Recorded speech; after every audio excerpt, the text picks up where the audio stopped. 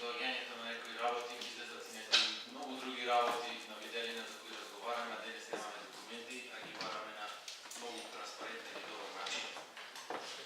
Тогаш јавноста ќе разбери зашто разговараме ние во изминатите години и од финансиска и од сите можни други страни.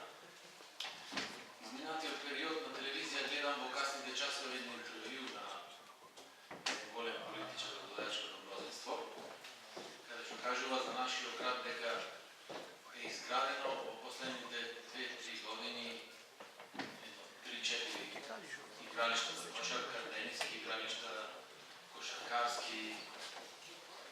Не знам кај се тие, сакам да прашам дали се тие метнати во порталови извештаи. Исто така би сакали да прашам за касарната.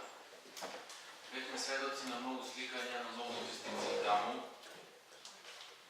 За жал, дали таа касарна во догледно време ќе ни се врати како бумеранг, да треба ние да плаќаме и пенали за неизвршената работа, бидејќи имам сознание дека и некои тужби се поднесени против општина Битола за ненавременото извршување на урбанистичките работи таму и граѓаните да си имат своите станови.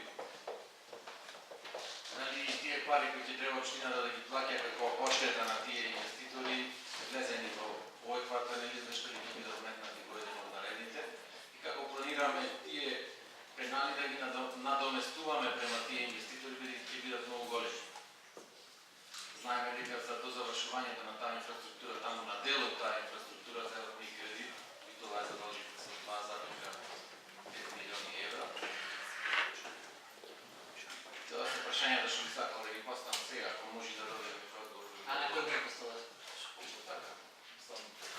Сакам да добијам на представникот што е од финанси, дали може да добијам одговор на ова или дали се метнати во ова извештај?